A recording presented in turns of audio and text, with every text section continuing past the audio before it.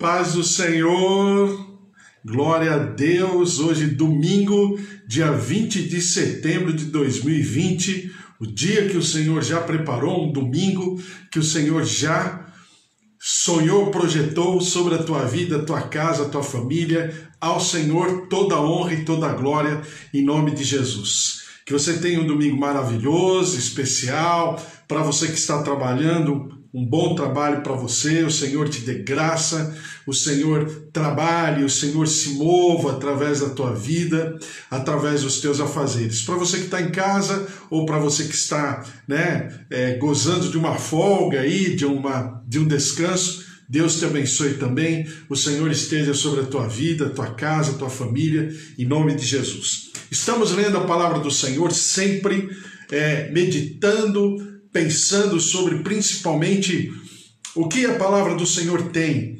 para nos ensinar, quais são os pensamentos do Senhor, quais são as estratégias do Senhor para a nossa vida, nossa casa, nossa família, o seu sentimento, os seus projetos e de como nós devemos andar com Ele, qual é a maneira que Ele deseja que eu ande, que eu converse, que eu me derrame sobre o seu altar, sobre as suas convicções, sobre aquilo que Ele deseja para minha casa, para minha família. Então isso é uma grande bênção. Claro que isso faz parte do nosso crescimento, da nossa relação com Deus, A Bíblia fala, e o Senhor Jesus, na sua oração sacerdotal, lá no livro de João, ele diz que eles sejam um comigo como eu sou um contigo, e que eles sejam um conosco. É uma grande bênção, porque é a bênção da comunhão perfeita.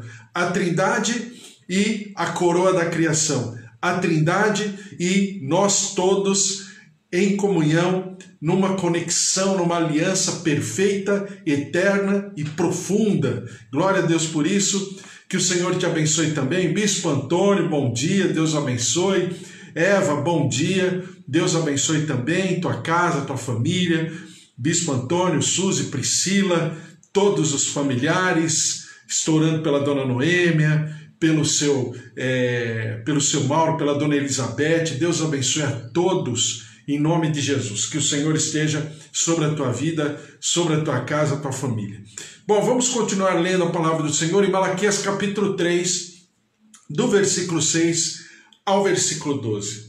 Aí, às vezes, eu sempre falo isso, que nós temos uma fé no Senhor tão desprendida, tão liberada, que é como alguém respondeu uma vez, numa situação lá de uma fábrica, e o pessoal, os operários que trabalhavam nessa fábrica, eles se reuniam todos na hora do almoço, ou então no final de semana, ou na sexta-feira, se reuniam lá no boteco da frente da fábrica, e todo mundo ficava batendo papo, e aquela coisa de descontração, de bebida e tal, Bom, cultura é assim mesmo e tal. E, de repente, um dos amigos, ele foi, porque a esposa insistiu, ele foi para a igreja, e ele aceitou Jesus como Senhor e Salvador, E aí, passada a semana, aí ele começou a ir com a Bíblia na fábrica, e todo mundo zombando dele, aquela coisa toda. Quando chegou na sexta-feira, na reunião deles lá,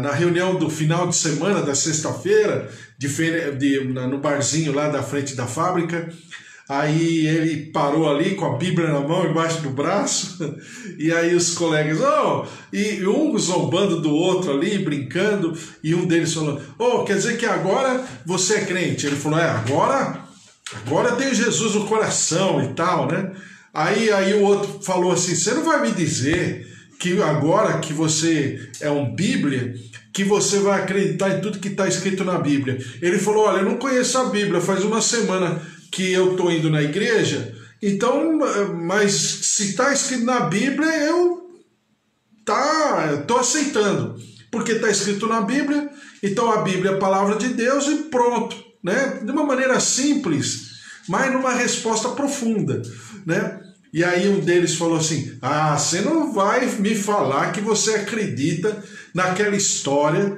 que uma baleia ou um peixe grande engoliu Jonas, um profeta lá, e chegou no momento lá, ele engoliu, Jonas ficou dentro da baleia, depois a baleia vomitou ele e ele estava vivo.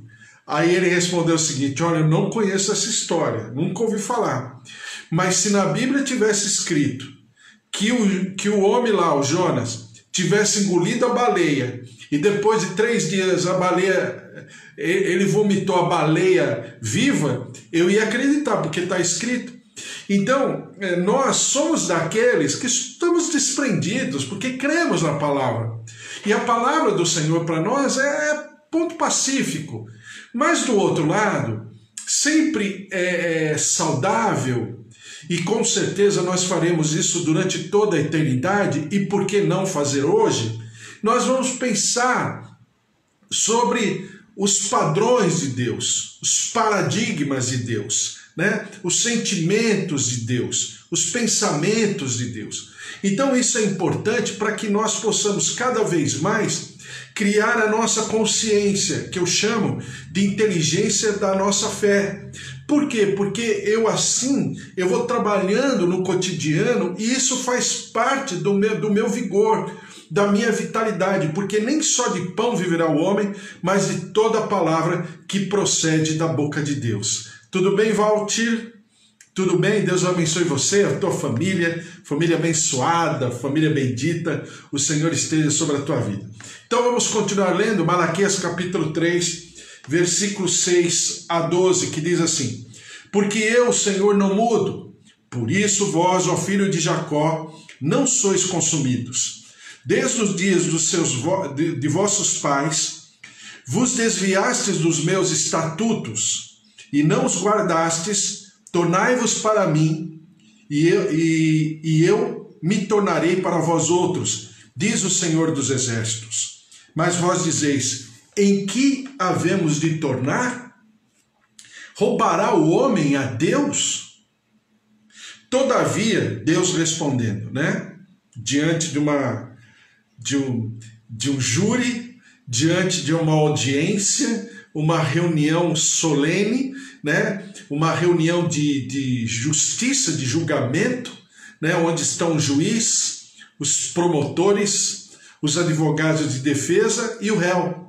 E, por incrível que pareça, é Deus quem se coloca como réu. Voluntariamente, ele coloca os seus preceitos sobre a mesa, sob júdice. Então ele fala o seguinte: roubará o homem a Deus? Todavia, vós me roubais e dizeis: em que te roubamos? Aí ele responde: nos dízimos e nas ofertas. Com maldição sois amaldiçoados, porque a mim me roubais, vós, a nação toda. Aí depois ele diz: trazei todos os dízimos à casa do tesouro, para que haja mantimento na minha casa, e provai-me nisto, diz o Senhor dos Exércitos, se eu não vos abrir as janelas do céu e não derramar sobre vós bênção sem medida. E por vossa causa repreenderei o devorador, para que não vos consuma o fruto da terra. A vossa vide no campo não será estéril, diz o Senhor dos Exércitos. Todas as nações da terra vos chamarão felizes, porque vós sereis uma terra deleitosa, diz o Senhor dos Exércitos. E nós temos conversado a respeito o porquê, né? O conceito de dízimo, ele começa lá no livro do Gênesis, numa atitude de Abraão, antes que o Senhor confirmasse a sua aliança com Abraão, ainda no tempo de Sodoma e Gomorra, ainda no tempo em que Ló havia se dividido, né, havia tomado um outro rumo para a sua vida, sua casa, sua família, em relação ao rumo que Abraão havia escolhido para a sua vida, para a sua casa, para a sua família e para todos os seus negócios. Antes de tudo isso, o Senhor já havia, presta atenção, profeticamente falando, lembram que eu falei para você que a Bíblia ela está cheia de movimentos proféticos.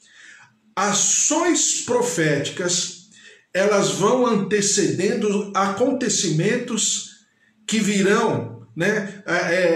Situações a posteriori que confirmarão aquela atitude profética anterior, né? Isso a gente chama de um movimento profético. E a Bíblia, ela vai andando de movimento em movimento profético. Por quê? Porque é o Senhor antevendo uma condição que Ele estabelecerá lá na frente.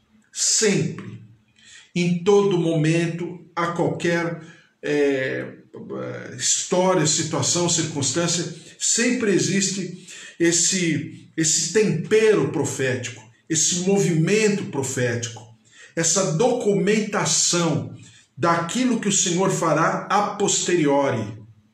Daí, o Senhor dizer na sua palavra que o Senhor não faz nada sem revelar anteriormente aos seus profetas. Hoje, nós também carregamos essa constituição. Lembram-se que eu falei até por causa do livro de Malaquias, né? Que nós somos a voz do que clama no deserto. Nós somos do ministério profético de João Batista, porque nós estamos preparando o caminho, o ambiente, para que o Senhor Jesus volte, assim como foi no tempo de João Batista. Mas também nós somos da tribo de Levi, porque nós também somos sacerdócio real, porque o véu do templo foi rasgado. E nós também temos um ofício sacerdotal, como diz em Pedro, que nós somos sacerdócio real, como diz lá em Apocalipse, que nós somos sacerdócio real. Então você vê os dois ministérios, as duas constituições se conectando à visão bíblica de redenção. O tema é redenção. Aí você vai falar, mas você está falando de dízimo. É porque o dízimo está ligado completamente à redenção. Daí nós termos lido Gênesis capítulo 47, quando José, ele, na sua condição de primeiro-ministro, né, do supervisor, do administrador, do gestor, né, do CEO de todo o império egípcio do tempo lá do faraó, onde José compra todas as propriedades, todo o povo, todo o trabalho do povo, toda a agricultura, toda a atividade pastoril do povo, o José compra e o povo se transforma em escravo do faraó. E depois ele passa um tributo, né, a todo o povo do Império Egípcio, que era o seguinte: o povo deveria pagar à coroa egípcia 1/5, a quinta parte, ou seja, 20% de tudo que fosse trabalho, produção, colheita, criação de gado, de rebanho, tudo tinha que ir, 20% iria para o império, para a coroa egípcia. Por quê? Porque era para o povo lembrar, ter consciência de que o faraó foi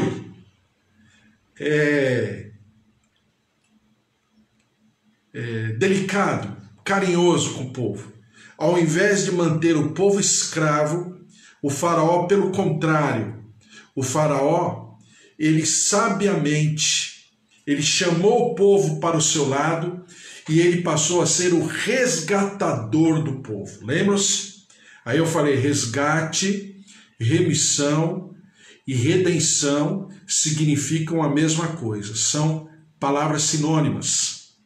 E aí eu falei para você que o livro de Ruth, ele trabalha de uma maneira muito didática a visão da redenção através de Boaz, o resgatador de Ruth e a sua sogra Noemi e das suas dívidas também. Então houve um resgate. Dito tudo isso, você vai falar, por que o dízimo? Aí eu estou te explicando. A gente leu também Gênesis capítulo 14, aonde Abraão fica sabendo de que Jó, o seu sobrinho Jó, foi sequestrado, foi capturado por 5 reinos que lutaram contra 4 reinos, entre eles Sodoma, lutou e venceu. E na visão de guerra daquela época, como é nos dias de hoje, em qualquer momento, né, da história humana, aqueles 4 reinos, né? Desculpe, eu acho que eu falei o contrário, né? Os 4 reinos derrotaram 5 reinos. Então esses 4 reinos ficaram com os despojos, ou seja, se transformaram em senhores de 5 reinos. Entre esses reinos está o reino de Sodoma. Entre o despojo de Sodoma está realmente o povo, e dentro do povo, Jó e a sua família. Abraão fica sabendo disso. Então Abraão vai pela força da espada libertar o seu sobrinho Ló, e com ele libertar todos esses 5 reinos, os 4 reinos. Então, pela lei da guerra, quando Abraão vai com os 318 e conquista, né, e vence esses 4 reinos, ele fica com os despojos dos 5 reinos, inclusive Sodoma, mais os 4 reinos que ele vence. Então são 9 reinos. Se Abraão já era um magnata, já era um marajá da época, um rajá da época, né? Já era um homem muito rico, ele fica muito mais rico ainda, porque ele fica com o quinhão, o soldo da guerra, e ele fica com os despojos. E a Bíblia diz ali que quando ele é verificado a sua vitória e que ele liberta Ló, vem um sacerdote, segundo Gênesis 14, um sacerdote segundo a ordem de Melquisedeque. Melquisedeque significa rei de Salém, ou seja, o rei da paz, mas também o rei da justiça. Lembra isso que eu falei? Na visão bíblica, na mente de Deus, a paz é o resultado da justiça. Só existe paz quando houver equilíbrio. E justiça significa exatamente equilíbrio, né? Tem uma palavra sinônima que se usa muito hoje, né? Principalmente no vocabulário jurídico, que se chama equidade, ou seja, a justiça com equilíbrio a despeito das circunstâncias. Então é justiça. Então é o rei de Salém, mas é o rei da justiça.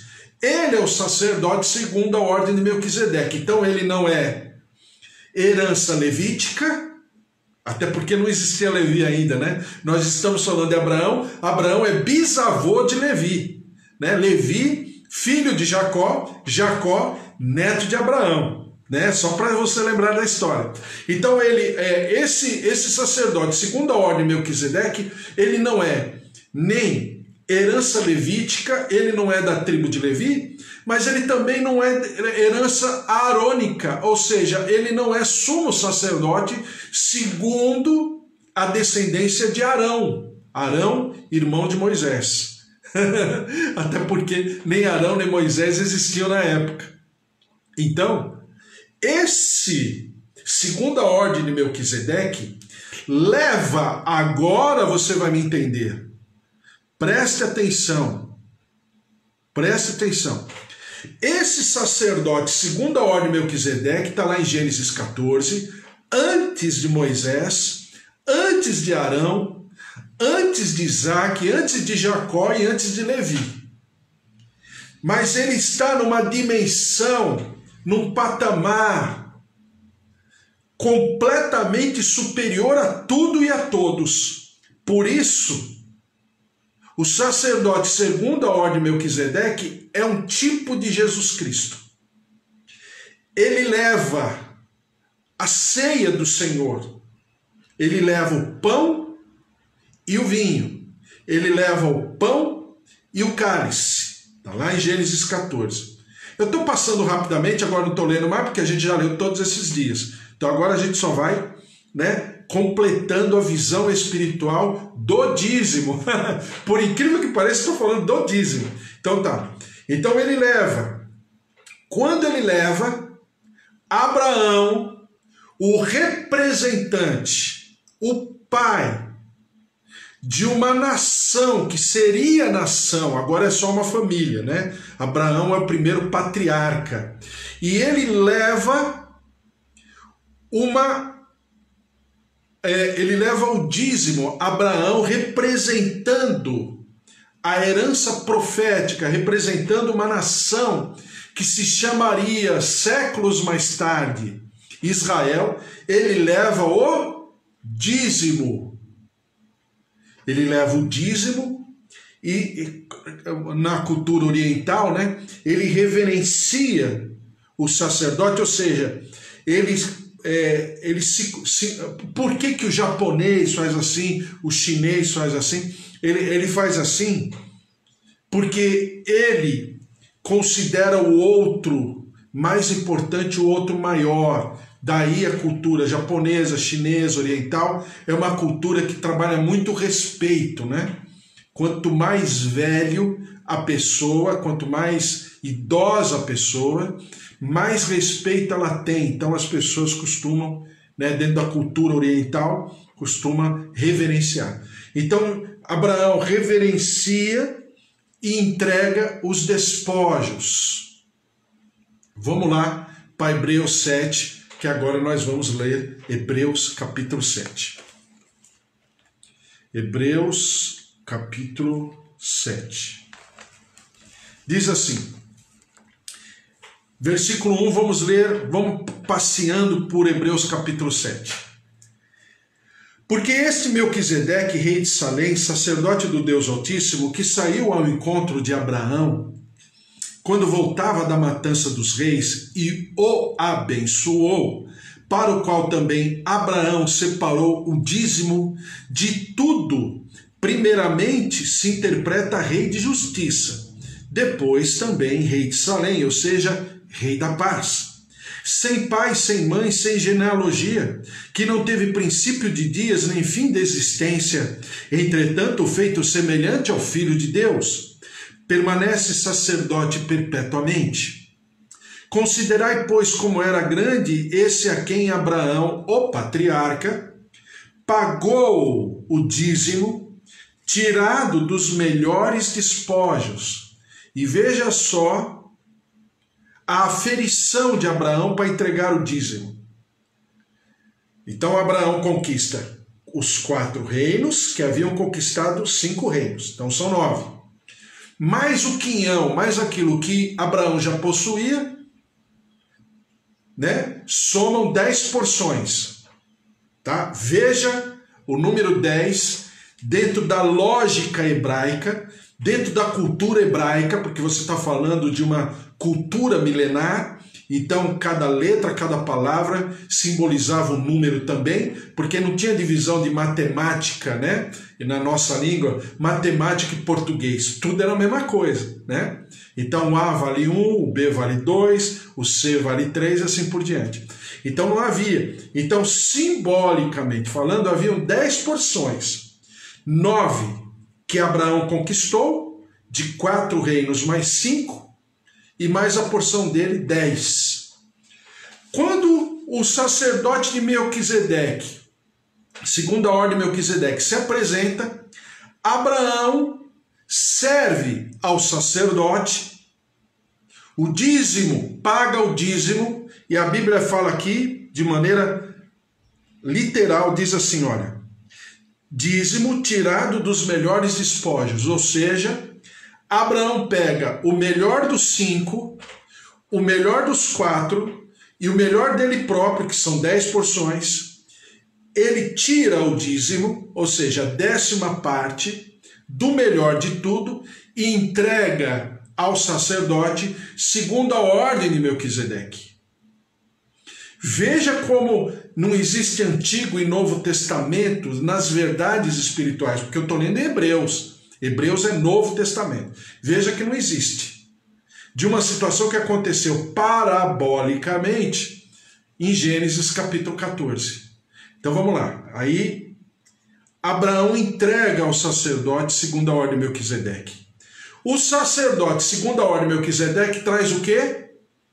A Santa Ceia. Para o católico é a Eucaristia, né? Então, a Eucaristia para o católico, para a linha mais pentecostal, Santa Ceia, para a linha mais histórica, Ceia do Senhor. Não importa a terminologia, o que importa é o sentimento espiritual. Então, Abraão entrega o dízimo, paga o dízimo. Por quê? Porque o dízimo e a ceia do Senhor são elementos ligados totalmente, eternamente, perfeitamente à lógica e à doutrina da redenção. Por quê? Porque Abraão, ao entregar a sua parte, e lembre, Abraão não está entregando o dízimo porque ele cria o dízimo. Se você vai na história da humanidade, essa coisa de entregar o dízimo já existia. Não é isso. Eu estou falando do sentimento espiritual de como e por que ele está entregando. Então, quando Abraão entrega ao sacerdote segundo a ordem Melquisedeque, ele na verdade está entregando ao Senhor, que ali está representado pelo sacerdote segundo a ordem Melquisedeque, que é um tipo de Jesus Cristo, como fala aqui, entretanto feito semelhante ao Filho de Deus, está aqui em Hebreus capítulo 7.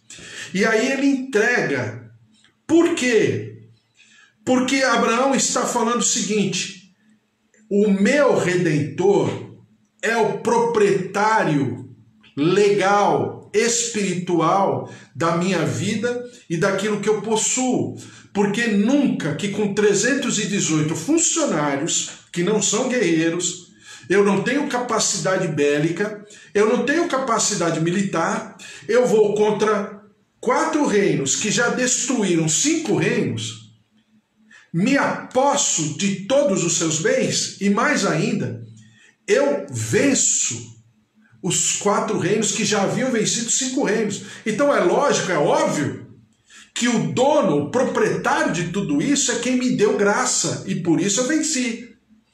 Então eu estou entregando porque 10, né? Porque 10 na palavra do Senhor é um número de responsabilidade.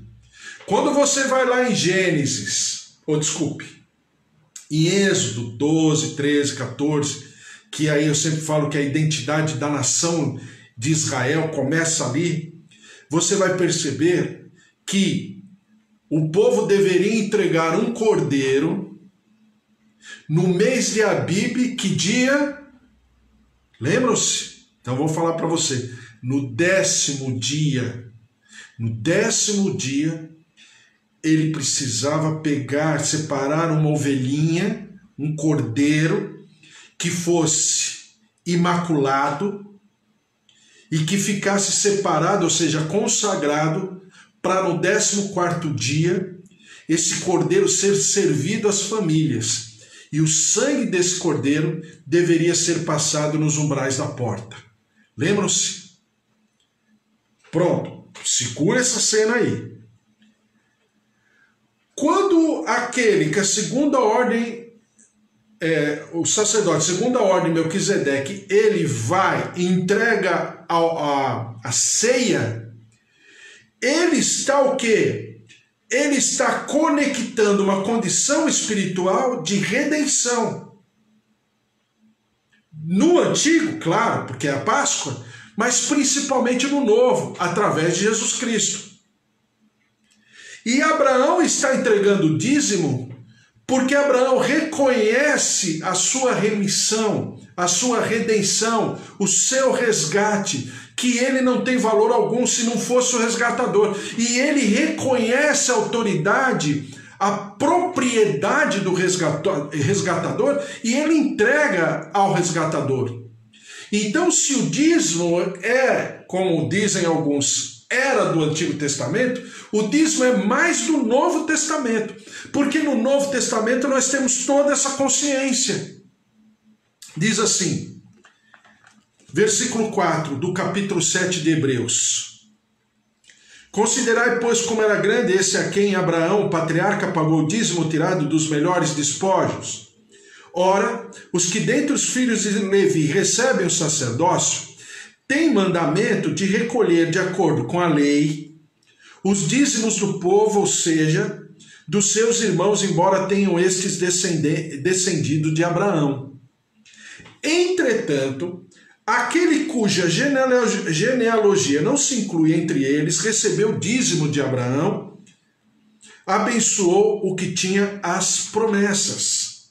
Aliás, aqui são homens mortais os que recebem dízimos.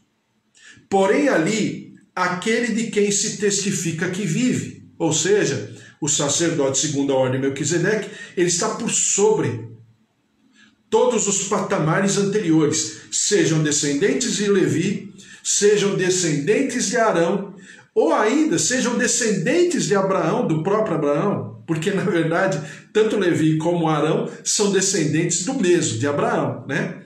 Então diz aqui, e por assim dizer também Levi, que recebe os dízimos, pagou-os na pessoa de Abraão, ou seja, Abraão profeticamente, sacerdotalmente, Abraão como bisavô de Levi, e a Bíblia fala que Abraão carrega Levi nos seus lombos, ou seja, porque ainda não havia nascido, mas profeticamente ele representa Levi e entrega aquele que representa o sumo sacerdote Arão, e ele entrega. E essa conexão espiritual em Hebreus diz o seguinte: porque aquele ainda que não tinha sido gerado por seu pai, quando Melquisedeque saiu ao encontro deste. Se, portanto, a perfeição houvera sido mediante o sacerdócio levítico, pois nele baseado o povo recebeu a lei, que necessidade haveria ainda de que se levantasse outro sacerdote quando a ordem de Melquisedeque e que não fosse contado segundo a ordem de Arão? Pois quando se muda o sacerdócio, necessariamente há também mudança de lei. Olha Deus falando aqui, respondendo sobre o dízimo. Por quê? Quando se muda o sacerdócio, também há mudança de lei. Só que o sacerdócio não foi mudado, porque aquele que transcende Novo ou Velho Testamento, segundo a ordem de Melquisedeque, recebe de Abraão o dízimo e, ao mesmo tempo, ele entrega a Santa Ceia. E o que é a Santa Ceia, senão a consciência da redenção? Por que que nós, no mínimo, poderíamos até fazer mais, mas no mínimo, temos a tradição de comemorarmos a ceia do Senhor uma vez por mês? Qual a razão? A razão é que Paulo ensina lá, porque ele aprendeu de Jesus Cristo, de que nós devemos trazer à memória a consciência da redenção. E o que é a consciência da redenção? É que Jesus Cristo se entregou por mim na cruz do Calvário e através do seu sangue ele me comprou. E no Novo Testamento, lá em Pedro, diz que agora eu sou propriedade exclusiva de quem? De Deus, através de Jesus Cristo. Então, quando eu entrego o dízimo, eu estou, na verdade, trazendo a consciência.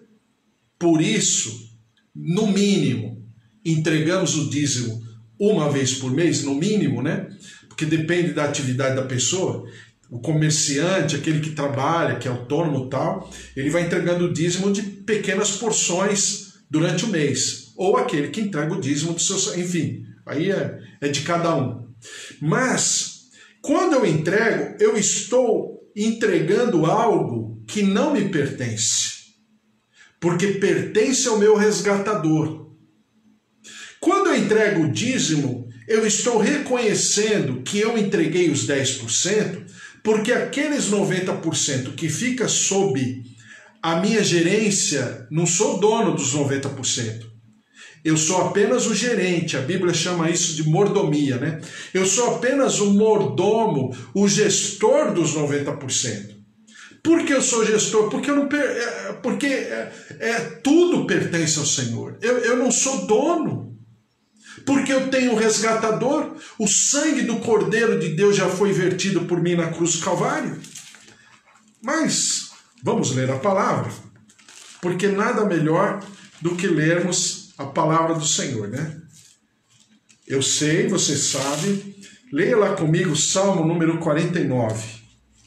Salmo 49, versículos 7 e 8, que diz assim: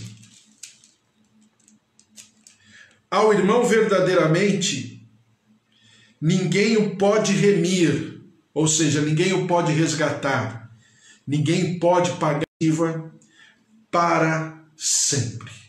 Ou seja, eu não posso me adquirir, eu não tenho condição, porque a dívida, aquilo que eu devo diante do Senhor é caríssimo.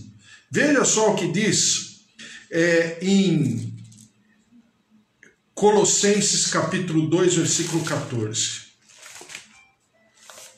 E eu vou terminar e depois a gente continua falando a respeito. Colossenses 2, 14. E eu já vou encerrar. Que diz assim: tendo cancelado o escrito de dívida, da que era contra nós e que constava das ordenanças, o qual nos era prejudicial, removeu-o inteiramente, encravando-o na cruz e despojando os principados, as potestades, publicamente os expôs ao desprezo, triunfando deles na cruz. Colossenses 1,13, aproveitando que estamos em Colossenses, diz assim: ele nos libertou do império das trevas e nos transportou para o reino do Filho do seu amor. Se o dízimo era do Antigo Testamento, mais ainda ele é do Novo. Por que ele é do Novo? Porque o meu resgatador vive. O meu resgatador não mudou. O meu resgatador, que agora sumo sacerdote, segundo a ordem de Melquisedeque, que não tem herança, não tem genealogia, está antes da lei, que é do tempo de Abraão, que foi até Abraão para receber o dízimo, ele permanece para sempre. Então essa lei, ela não foi alterada. Essa ordem, essa disposição a entregar, ela não foi alterada. Agora, cabe a mim, claro, porque tudo na relação com Deus é voluntário, é por sentimento, não é por obrigação. Eu faço porque eu reconheço quem é o meu resgatador. Eu reconheço que sou propriedade de alguém. Na visão bíblica, não existe carreira solo. Na visão bíblica, na visão de Deus, não existe eu ser dono de mim. Eu não sou. Ou uma entidade é dona de mim, ou uma outra entidade é dona de mim. Ou o império das trevas é dono de mim, ou o reino do Deus sempre eterno é dono de mim. Eu não tenho como ficar sem dono, sem propriedade. Ou seja, eu sou escravo, eu sou servo. E agora, esse que é meu redentor, teria toda a autoridade espiritual, humana, contratual, de querer tudo de mim? Com certeza, mas ele não quer. Pelo contrário, ele diz o quê? Já não vos chamo mais de servos, mas de amigos. Esse é o nosso Redentor, esse é Jesus Cristo, o autor e consumador da nossa fé. Glória a Deus, vamos orar e à tarde a gente conversa mais um pouco. Hoje, domingo, 4h30, a gente conversa mais a respeito. Que o Senhor esteja sobre a tua vida, sobre a tua casa, a tua família, e nós possamos viver a par e passo aquilo que é bom, perfeito e agradável, porque a vontade do Senhor é a bênção do Senhor, e a bênção do Senhor não acrescenta dores, não. O Senhor é o nosso libertador, Ele é o nosso resgatador, Ele é o nosso remidor, Ele nos tirou das trevas, do império das trevas, e nos levou e nos transportou para o reino do Filho do seu amor. Glória a Deus. Senhor, nosso Deus, nosso Pai, nós te louvamos, nós te agradecemos por tudo aquilo que nós temos vivido, aprendido, até lembrado, coisas que estão na palavra do Senhor e que fazem parte da nossa vida, do nosso cotidiano, da nossa relação com o Senhor. Por isso, continua a falar, derramar da tua graça, do teu poder, do teu mover. Ó Deus, abençoa cada um que está aqui, seus familiares, filhos, netos, os avós, os tios, os idosos. Derrama-te sobre cada um de nós e nós te daremos sempre todo louvor, toda honra e toda glória. Senhor, nós te clamamos pelo nosso país.